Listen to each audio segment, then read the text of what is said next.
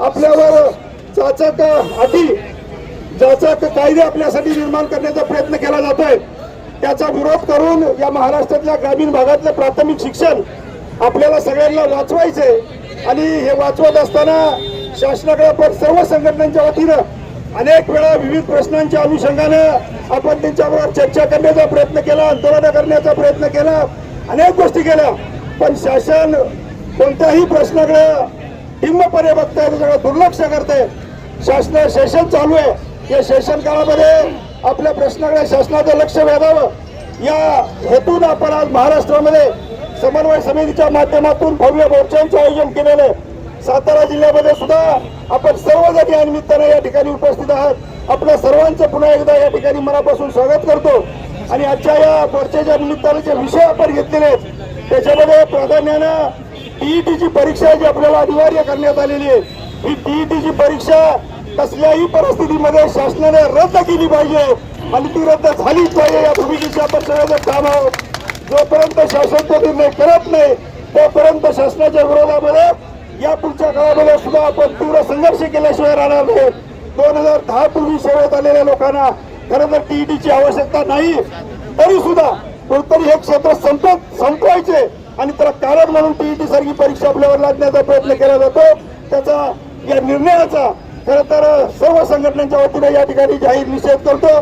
त्याचबरोबर पदोन्नतीची प्रक्रिया जी राबवली जाते राज्यामध्ये, खरं तर नैसर्गिक न्यायानं आम्हाला कुणावरही अन्याय करायचा नाही, पण नैसर्गिक न्यायानं जी पदोन्नती प्रक्रिया राबवायला पाहिजे ती प्रक्रिया या ठिकाणी राबवली जात नाही, त्याचाही विरोध करण्याचं काम आपण या मोर्चाच्या निमित्तानं करतो। आणि विशेष करून 1 महिन्यामध्ये आपल्याला बीएलओच्या संदर्भात एसआयआरचं काम करायचंय। मित्रांनो, एकीकडे शाळा करायची आणि दुसरीकडे महिनाभरामध्ये एसआयआरचं काम करायचं, अत्यंत घाणेरडा, चुकीचा आणि अन्यायकारक निर्णय शासनाने घेतलेला आहे।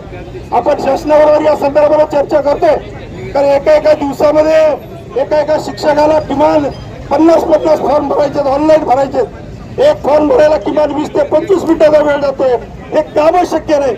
आणि एवढं सगळं काम स्वीकारून सुद्धा महाराष्ट्रामध्ये काही ठिकाणी लोकांचा अन्याय केला जातोय। आज संभाजीनगरच्या विभागीय आयुक्तांनी आदेश काढलाय की जे लोक काम करत नाहीत त्यांना पोलिसांच्या मार्फत बोलवून घ्या, त्यांच्या मार्फत त्यांना वाटलं तर अटक करा, पण काम करायला भाग पडा। छतमध्ये काम केलं नाही, शिक्षकांची जिना पगारी करण्याचा आदेश तहसीलदारांनी काढला। महसूलचे अधिकारी आपल्यावर एवढी हुकूमत गाजवायला लागले, कारण त्या सगळ्या महसूलच्या अधिकाऱ्यांचा मी जाहीरपणे निषेध करतो। शासनाचं काम आजपर्यंत आम्ही कोणताही टाळण्याचा प्रयत्न केलेला नाही, पण ज्या कामामुळं आम्हाला विद्यार्थ्यांना शिकवता येत नाही, गुणवत्ता देता येत नाही, असं जर काम आमच्याकडून करून घेणार असाल तर हे काम या पुढच्या काळामध्ये महाराष्ट्रातला कुठलाही शिक्षक करणार नाही, अशा प्रकारचं आम्ही शासनाला खंत उच्चारतोय।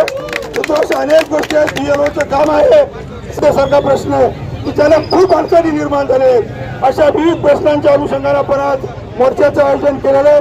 मी एवढंच आपल्याला सांगेल आणि याचबरोबर गेली अनेक वर्ष आपण ज्या प्रश्नासाठी भांडतोय ती 2005 नंतर सेवेत आलेल्या आमच्या सगळ्या बांधवांना जुनी पेन्शन योजना लागू झाली पाहिजे।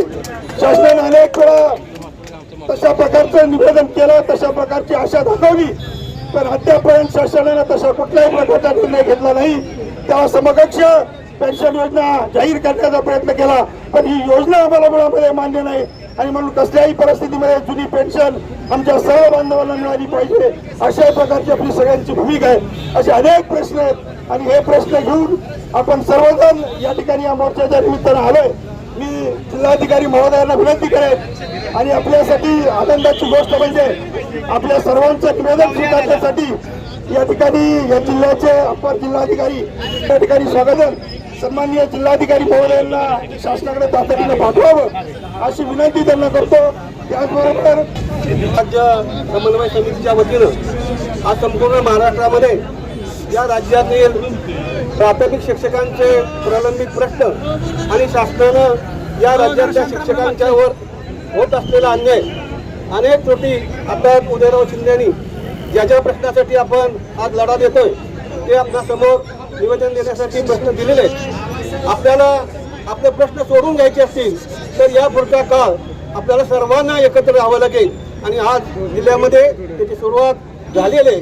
आणि म्हणून या राज्य शासनाला या राज्यातले शिक्षकांचे प्रश्न असोत, शिक्षकांच्यावर होणारा अन्याय असोत, लावलेले निर्बंध असोत, हे सर्व नाकारण्याच्या उद्देशाने आपण त्यांचा या ठिकाणी जाहीर निषेध करतोय.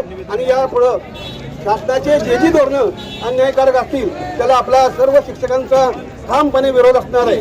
आणि म्हणून 10 पटाच्या शाळा असतील, आपले जुनी पेन्शन योजनेतील शिक्षकांच्यावर होणारा अन्याय असेल, SIR कामाच्या संदर्भानं BLO या संदर्भात कालच एक GR काढलेलं आहे की कोर्टातून सुद्धा सांगितलं की एका महिन्यात देऊ नये शिक्षकांना, तरी सुद्धा कोर्टातल्या एका ओळीचा आधार घेऊन त्यांनी हे काम सकाळी शाळा करायच्या आणि दुपारी हे काम करायचं, याही आदेशाला आपला कडाडून मिळत असणार आहे. आणि असे अनेक संघर्ष, अनेक प्रश्न, शिक्षकावर होणारे अन्याय याला वाचा फोडण्यासाठी TET सारखा प्रश्न या राज्यातील शिक्षकांच्या खूप मोठा हानिकारक आहे. अनेक शिक्षकांना ही TET परीक्षा देता येणार नाही आणि ही या राज्यामध्ये, देशामध्ये TET सारखा काळा कायदा आणला, याला पूर्णपणे आपल्या सर्वांचा विरोध असणार आहे. मी आपल्या सर्वांच्या वतीनं पुन्हा एकदा सांगतो, TET या राज्यामध्ये बंद झालीच पाहिजे आणि जोपर्यंत ती होणार नाही तोपर्यंत आपला हा लढा असाच राज्यभर चालू राहील. या TETच्या प्रश्नाच्या अनुषंगानं आताच विधान परिषदेचे नूतन सदस्य आपले दर्शिलक कदम यांना सुद्धा समन्वय समितीनं परवा निवेदन दिलेलं होतं. आणि आनंदाची बातमी की दर्शल दादांनी हा प्रश्न विधान परिषदेमध्ये मांडला आणि या TETतून या राज्यातील शिक्षकांना सोडवण्यासाठी निश्चितपणे शिक्षण मंत्र्यांनी कबूल केलेलं आहे. जरी कबूल झालं असलं तर तोपर्यंत रद्द होत नाही, तोपर्यंत आपला लढा चालू राहील. मी दर्शील दादा कदमांचं राज्यातल्या आणि जिल्ह्यातल्या शिक्षकांच्या वतीनं मी मनापासून त्यांचं अभिनंदन करतो आणि त्यांचे आभार मानतो. याही पुढच्या काळामध्ये शिक्षकांचे प्रश्न मांडण्यासाठी सर्व लोकप्रतिनिधींनी आपल्या पाठीशी खंबीरपणे उभं राहावं.